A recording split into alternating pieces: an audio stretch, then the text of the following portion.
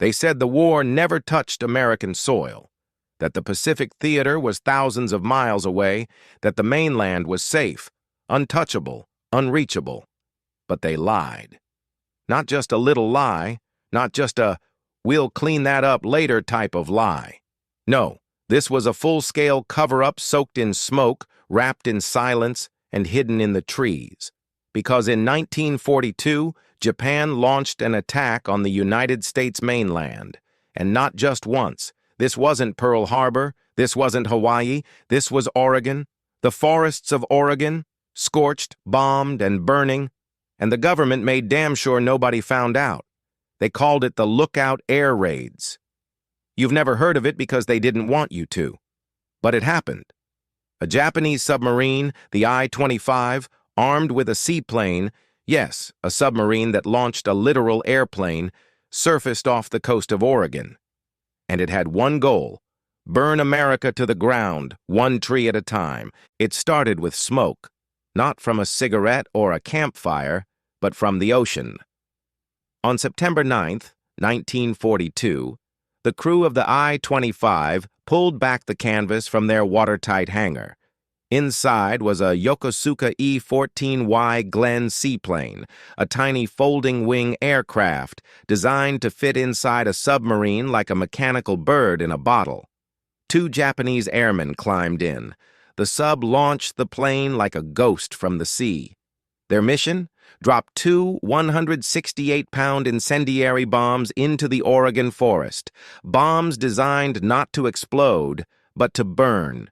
To ignite a wildfire so massive it would panic the American public, drain resources, and cast a shadow over the illusion of safety. Japan wanted America to burn from the inside out. This wasn't just strategy. It was psychological warfare with matches. But why forests? Why not cities or railroads or something bigger? Because fire spreads. Because the Pacific Northwest was a tinderbox during that time. Record droughts, parched trees, wind just waiting to carry flame. The Japanese military believed, and not without reason, that they could start a cascade of forest fires that would cripple logging, transportation, and morale. And if you want to make a nation tremble, don't bomb a city. Burn their silence.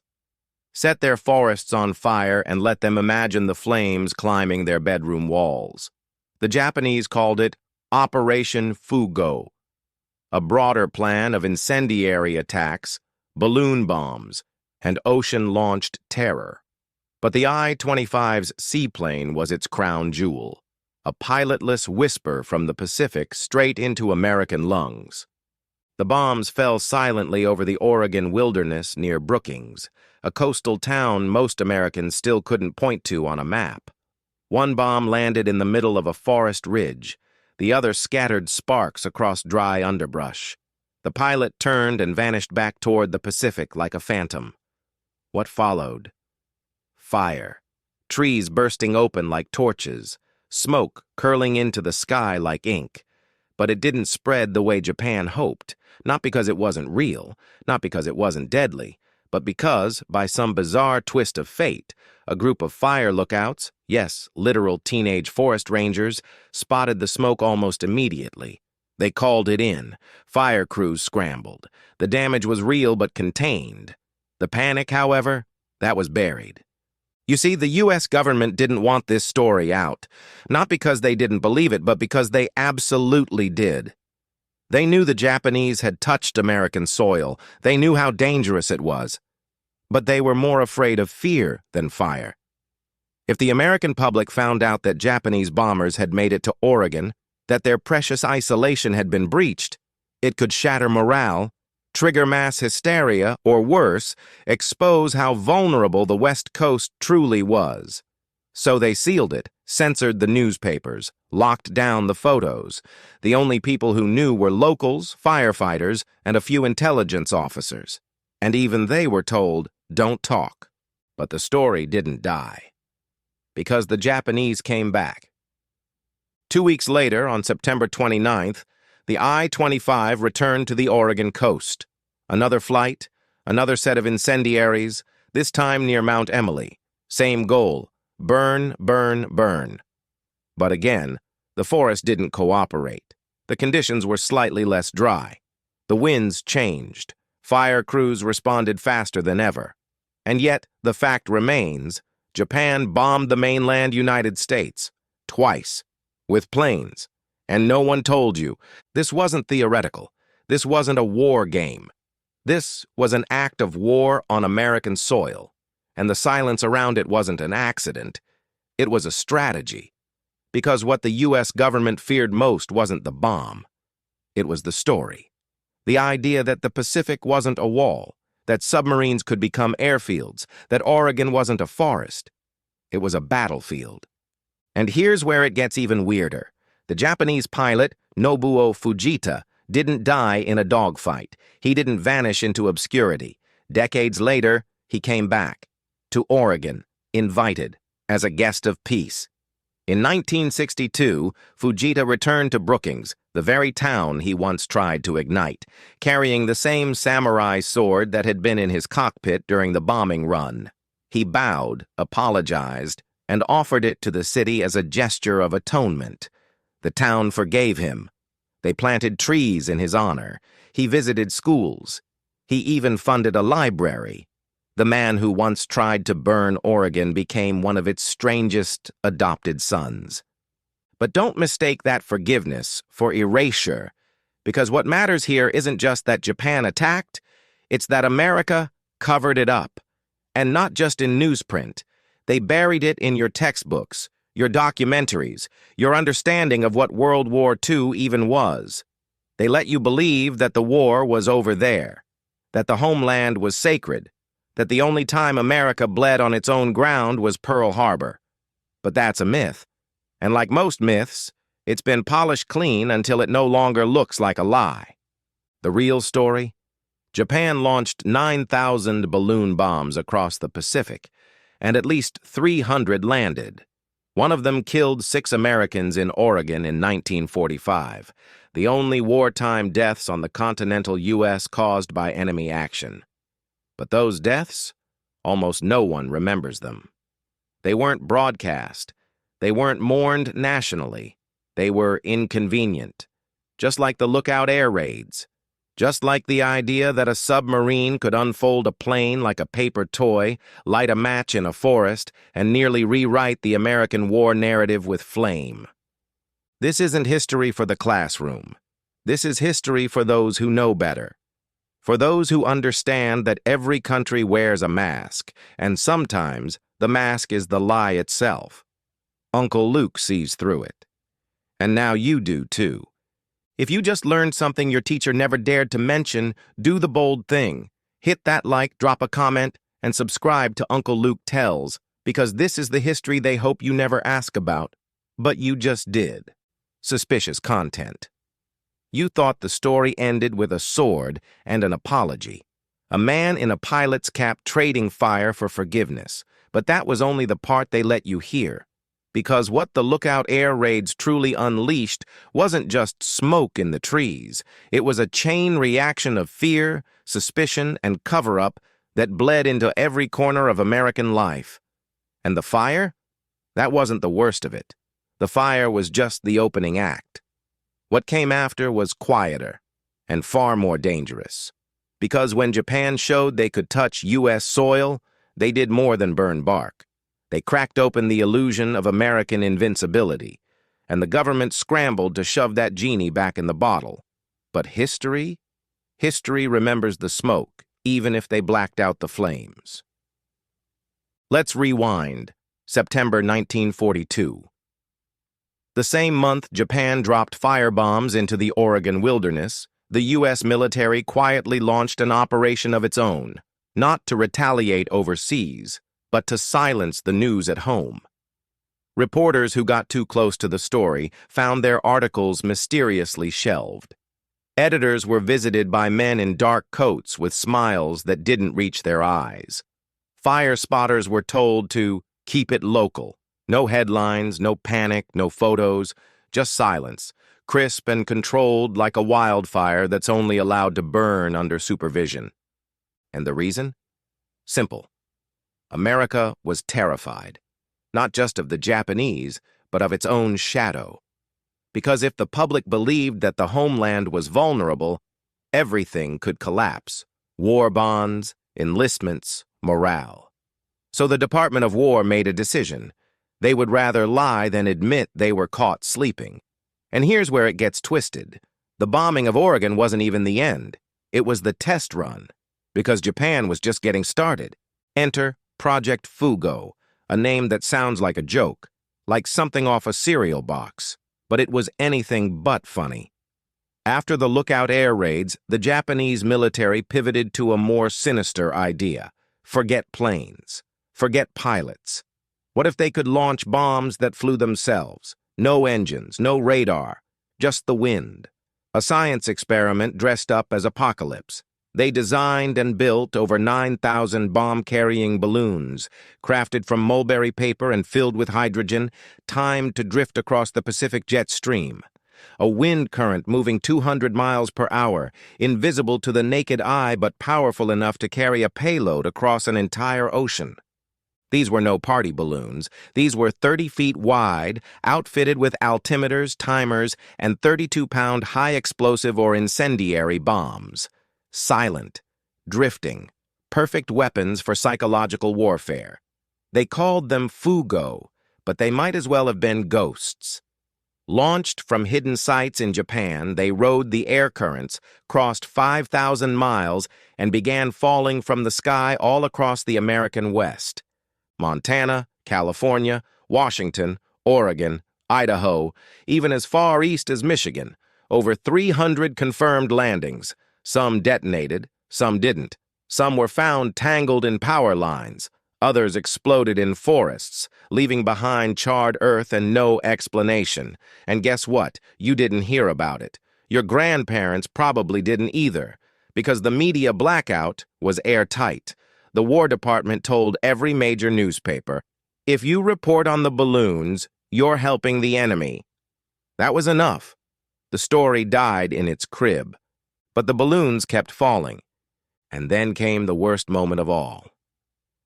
May 5th, 1945. Bly, Oregon. A small town nestled in the forested mountains. Quiet, forgotten, almost boring in its simplicity. A local pastor named Archie Mitchell decided to take a group of Sunday school kids on a picnic. His wife Elsie was 5 months pregnant. They found a spot in the woods, peaceful, safe, until one of the children spotted something strange, a tangle of paper, wires, and canvas half buried under the pine needles. They gathered around it, and then it exploded. Elsie Mitchell and 5 children were killed instantly, blown apart by a Japanese balloon bomb that had been waiting silently in the dirt for weeks. The first and only deaths on the continental United States caused by enemy action during World War II. A pregnant woman and 5 kids. Their names were Edward Engen, Jay Gifford, Joan Patsky, Dick Patsky, and Sherman Shoemaker. Ages 11 to 14. The story should have been front-page news, a national outcry, but instead, almost nothing. A brief mention in a few local papers, sanitized, neutral, no mention of Japan, no mention of Fugo, just another accident. Why? Because the government still feared what panic could do more than what bombs could destroy. They worried that if Americans knew how many of these balloon bombs had landed and how little they could do to stop them, they'd demand answers the War Department couldn't give. So they did what they'd been doing since Oregon burned. They buried the truth under a mountain of silence. But nature doesn't care about censorship, and neither do electrical lines, because some of those bombs didn't just fall in forests. Some fell near cities. Some shorted out power grids. In one terrifying case, a balloon landed near the Hanford Engineer Works in Washington, the site where America was secretly building part of the atomic bomb. Think about that. A Japanese bomb drifting silently across the Pacific came within miles of the Manhattan Project. And still, no alarms, no headlines, no history books, just black ink where facts should have been. And when the war ended, when Hiroshima burned and Nagasaki turned to ash, America made sure Fugo vanished into the fog. The survivors were told to forget. The families of the WWII victims were given medals and then ushered into silence. Pilots like Nobuo Fujita were painted as harmless oddities, not as men who almost redefined the war from a submarine deck off Oregon. And the lookout air raids? Erased, sanitized into footnotes, tucked into niche books no one assigned in school. But that's not even the most bizarre part. Because while America forgot, Japan remembered, not as failure, but as prophecy. See, Japan knew Fugo was a gamble. Most of the bombs didn't make it. Some were duds, others got lost. But the idea, the concept of transoceanic weapons, of global wind warfare, laid the foundation for something darker. In the decades that followed, researchers and rogue states looked to balloon technology not as a relic, but as a blueprint. Cheap, undetectable, and strangely effective. In 2018, North Korea reportedly experimented with high-altitude balloons to deliver leaflets and propaganda over the DMZ. China has deployed weather balloons that some say are just the tip of the iceberg. And in the 2000s and 20s, the U.S. scrambled fighter jets to shoot down unidentified balloons drifting into American airspace, and people laughed. But they shouldn't have. Because it's not new. It's not science fiction. It's history repeating itself like smoke curling back into the trees. The truth is, Fugo wasn't a failure. It was a preview. And the lookout air raids weren't isolated. They were evidence that no land is truly safe, that the ocean is not a wall, it's a bridge, that America's enemies don't need fleets, just patience and wind. And the most ironic twist? That entire operation, the burning forest, the drifting balloons, the 6 innocent deaths, didn't change the course of the war. It didn't cripple the logging industry. It didn't unravel the military machine. But it did expose something the textbooks won't admit. The American mainland was vulnerable. Not in theory. In fact. And they buried it. So ask yourself, why wasn't this taught in your history class? Why isn't there a monument in every major city that says, yes, we were bombed. Yes, it happened here. Why do we only ever hear about Pearl Harbor? A tragedy, yes, but one that happened thousands of miles from the mainland. Why was Oregon erased? Why was WWII forgotten? Why was Nobuo Fujita painted as a quirky old man with a sword, rather than what he really was, a pioneer of ocean-based aerial warfare? Because the truth is, America isn't afraid of bombs. It's afraid of remembering them. And what happens when you forget? You repeat. And what happens when you repeat? You burn. They thought silence would make it disappear, that if no one read it, no one would remember. But history has a pulse, and it doesn't die just because the government shoves it in a drawer. And the truth? The truth has teeth. The lookout air raids, the Fugo balloons, the bombs that killed children in WWII, Oregon, they weren't accidents. They were part of a calculated, deliberate, wartime campaign waged by one empire against another, right on American soil. And while officials wrote them off as footnotes or curiosities, these events split open a terrifying question that never got answered. What if it had worked? What if the Japanese bombers had found their mark? What if the forests hadn't dampened the flames? What if one of those silent Fugo ghosts had landed in the middle of Los Angeles, or ignited the oil fields of Texas, or slammed into a Manhattan apartment building? The truth is, they almost did. And the only reason you didn't grow up reading about it is because the story was cut off at the root, like a burned tree they didn't want anyone to see fall. Because make no mistake, the story of Japan's invasion of the U.S. mainland isn't about what happened. It's about what almost happened. And that's why it's so dangerous. Because near misses are easier to forget. The flames in Oregon were small. The children in WWII were few. The balloons didn't all explode.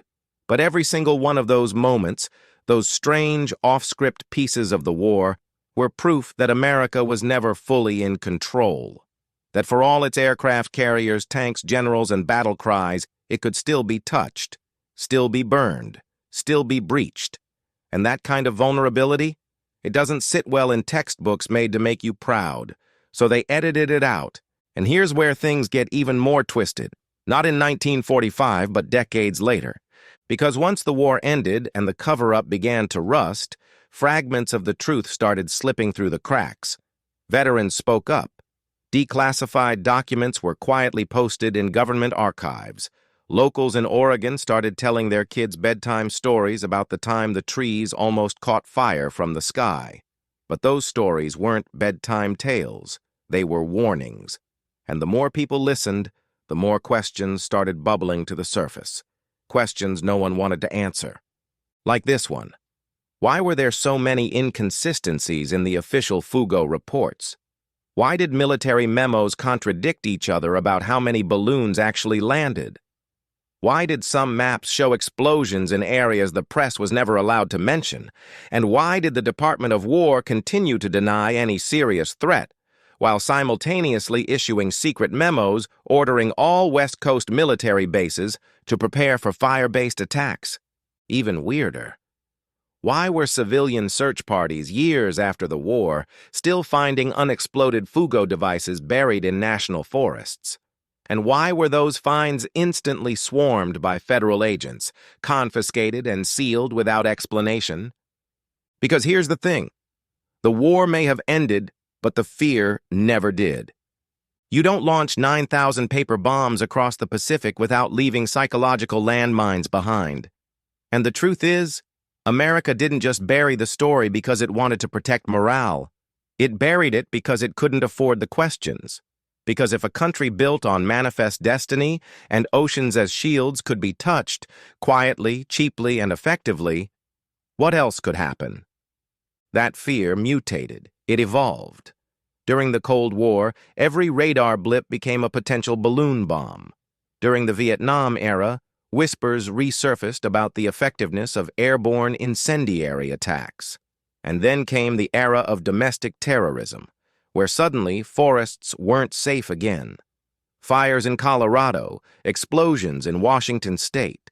Every time some old intelligence officer would look at a map and think, we've been here before, we just called it something different. Even the modern weather balloon incidents, the ones they now scramble fighter jets for, carry echoes of the Fugo campaign. High-altitude balloons, slow drifting, untraceable, and cheap. The tools have changed, but the blueprint is the same. And yet, they still pretend it's all new. As if the past never left a manual behind. But the most bizarre part of this entire story isn't the bombs. It's the reconciliation, the strange, awkward, almost cinematic way this whole saga folded back in on itself. Because in the 1960s, when the world had supposedly moved on, Nobuo Fujita, the Japanese pilot who dropped those original incendiaries over Oregon, came back. Not in uniform, not in shame, but in peace. Invited by the people of Brookings, Oregon, a town he once tried to set ablaze. Think about that. Imagine being the man who tried to start a forest fire that could have changed the course of the war. And then, 20 years later, you're shaking hands with park rangers and posing for photos in front of trees you once tried to destroy. It sounds like a movie. But it happened. And Fujita didn't come empty-handed. He brought the exact same samurai sword he'd carried during his mission. The same sword he said he would have used to kill himself had he been captured in 1942. But in 1962, he offered it as a gift. A symbol, not of war, but of apology, and the town accepted it. They planted a tree in his name. He came back again and again, donated money, helped build a library, and when he died, his ashes were scattered in the same forest he once tried to burn. It's poetic, yes, but it's also unsettling, because wrapped in that gesture is a deep contradiction. The man who lit the match became the man who funded the garden. And while the story ends sweetly, it shouldn't be allowed to soften what came before it. Because forgiveness is beautiful, but forgetting is dangerous. And in America, we are really good at confusing the two. Because if you think the Lookout air raids were just a footnote, a quirky little tale of a pilot with a sword and a town that forgave him, you've missed the point. This was not just history. It was a warning. The next time, it won't be 1942. It won't be a seaplane. It won't be mulberry paper and hydrogen gas. It'll be drones. It'll be satellites. It'll be automated systems and AI-guided projectiles. The method will change. The goal will not. And the only real difference will be whether we remember the first time it happened or pretend it never did. Because nations don't just lose wars with weapons. They lose wars with memory. And when you erase your past, you weaken your present. That's what makes this story, a nearly forgotten forest fire in Oregon, more than just history. It's a cracked mirror, one that shows us exactly how vulnerable we were and still are, and how easily we let comfort bury the truth. We built our national story around being invincible, untouchable, always the ones who invade, never the ones invaded. But that's not true. Not in 1942, not in 1945, and not now. Because Japan didn't need to win, they just needed us to flinch. And we did. So next time someone tells you America has never been attacked on its own soil, you can say with confidence that's a lie. A big, burning, paper-wrapped lie. A submarine launched a plane. That plane dropped bombs. Those bombs ignited trees. And those trees told a story no one wanted written. But Uncle Luke just told it anyway. Now it's your turn.